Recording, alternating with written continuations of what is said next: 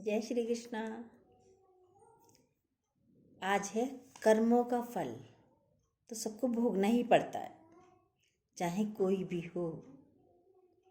तो आज इस पर स्टोरी है, पूरी स्टोरी ज़रूर सुनिएगा और न्यू जने सब्सक्राइब ज़रूर कीजिएगा। चलो चलते हैं। ये स्टोरी है श्री कृष्ण और पितामह की। जब पितामह बाणों की सैया पर लेटे हुए हैं, तो चलते हैं। कुरुक्षेत्र के युद्ध में अर्जुन के द्वारा बाण जब लगे पितामह को, तो बाणों की सैया पर लिटा दिया पितामह को।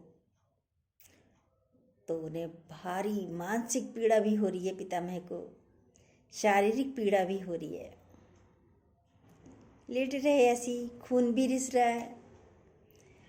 तो एक दिन श्री कृष्ण पितामह के पास जाते हैं, प्रणाम करते हैं। तो आँखों में आंसू भरकर, दिल में दर्द भरकर भीष्म पितामह भगवान श्री कृष्ण से पूछते हैं, हे वासुदेव, मैंने पूरा जीवन गौरव से, सम्मान से जिया है। मैंने कोई गलत कार्य भी नहीं किया कभी जीवन में अपने। फिर हे केशव, मुझे जीवन के अंतिम पड़ाव में बाणों की शैया क्यों मिली? दिन में युद्ध की ध्वनि मेरे कानों में सुनाई देती है, और रात को मेरे प्रियजनों के खो जाने पर लोगों का रुदन, लोगों के रोने की आवाज़ें मेरे कानों में सुनाई देती है। हे कृष्ण, मेरे शरीर से खून भी बह रहा है। मुझे लगता है ऊपर गिद्ध भी घूमते रहते हैं। ये गिद्ध कहीं मेरे शरीर पर हमला ना कर दें। मैं अपने आप को बचा भी नहीं सकता, बहुत बेबस हूँ। हे कृष्ण, आप स्वयं भगवान हैं, पर मैं हाथ जोड़कर आपको प्रणाम भी नहीं कर सकता। बहुत बेबस हूँ, लाचार हूँ, दर्द से भरा हुआ हूँ। हे केशव, जीवन में मेरी आंखों में कभी आंसू नहीं आए। भगवान से बोल रहे हैं पितामह, भगवान, मैंने ऐसा कौन सा पाप किया है जिसकी मुझे ये सजा मिली, बाणों की सैया, जो आज तक किसी को भी नहीं मिली। हे केशव, हे कृष्ण, मुझे बताएं और जल्द ही इस पीड़ा से मुझे छुटकारा दिला दो। भीष्म पितामह बोलते हैं। अब भगवान कृष्ण बोले, प्रिय पितामह, हमेशा आप धर्म के मार्ग पर चलते रहे हैं, मैं जानता हूँ। आप पूछ रहे हैं ये बाणों की सैया क्यों मिली, तो इसके ऊपर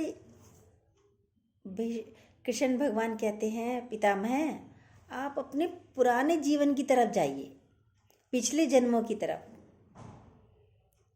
अब पितामह लेटे लेटे 1 जन्म 2 जन्म ऐसे करते करते 100 जन्मों तक गए।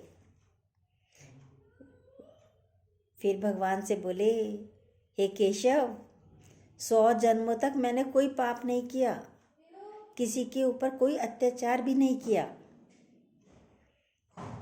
तो भगवान कृष्ण बोलते हैं, पितामह, 1 जन्म और आगे जाइए, यानी 101 जन्म पे और जाइए। जब पितामह 101 जन्म पर गए, उस वक्त वो एक राजा थे, रथ से सड़क पर जा रहे थे। वहाँ एक सांप जमीन में चल रहा था, रेंग रहा था। उन्होंने सोचा था कहीं ये मर ना जाए। अपने बाण की नोक से उठाकर झाड़ी की तरफ फेंक दिया था। कहते हैं वो सांप 6 महीने तक वो कटीली झाड़ी जो होती है उस पे गिर गया था। वो 6 महीने तक तड़पता रहा। उसका भी फल है। अब जाते हैं, बताते, कह रहे केशव मैंने तो उसे बचाया था। कह रहे, फिर भगवान बोलते हैं पितामह आपने बचाया तो था, लेकिन वो कटीली झाड़ी पर गिरा था और 6 महीने तड़फा था। उसकी सजा है आपको। आप भी 6 महीने इसलिए बाणों की शैया पे रहेंगे। वैसे तो पितामह को वरदान मिला हुआ था अपना ही, जब चाहें जब जा सकते हैं, शरीर छोड़ सकते हैं। लेकिन जब वरदान है तो एक अच्छे दिनों में न जाया जाए। पितामह ने यही सोचा था। तो एक तो कारण ये हो गया, सांप को बचाया था। अब दूसरा, आगे चलिए, आगे क्या कहते हैं भगवान श्री कृष्ण। तो बोला लेकिन पितामह एक तो स्टोरी यही थी, आप उस समय चुप रहे जब आपको बोलना था। भगवान श्री कृष्ण बोले उस समय चुप रहे जब आपको बोलना था, तब आप बोले नहीं। जब आपसे सवाल करने की उम्मीद की गई थी तब आपने कोई सवाल नहीं किया। भीष्म पितामह बोले मैं सहमत हूँ केशव आपसे, वासुदेव मैं सहमत हूँ आपसे। भगवान कृष्ण बोले आपने किसी महिला के साथ अशोभनीय व्यवहार नहीं किया, मैं जानता हूँ पितामह, परंतु आपने महाराज धृतराष्ट्र के दरबार में जब द्रौपदी की साड़ी खींची जा रही थी तब आपने अपना मुंह फेर लिया था। आप वहाँ सबसे बड़े थे। आप चाहते तो दुर्योधन को डांट सकते थे, दुशासन को डांट सकते थे। आप चाहते तो आप रोक सकते थे, पर आपने नहीं रोका। आप बलशाली थे, शक्तिशाली थे, सबसे बड़े थे, लेकिन आपने नहीं रोका। ये आपने गलत कार्य किया। हे पितामह, आप जानते थे कि द्रौपदी आपका कितना सम्मान करती है। द्रौपदी ने आपसे विनती करते हुए कहा पितामह मेरी लाज बचाओ। आपकी तरफ देखकर कहा था द्रौपदी ने, मेरी रक्षा करो पितामह। आप बलशाली थे, पर आपने तो मुंह ही फेर लिया, मुंह दूसरी तरफ कर लिया, उसकी बात अनसुनी कर दी। पितामह आप उस दिन छेड़छाड़ जो द्रौपदी के साथ हुई उसे आसानी से टाल सकते थे।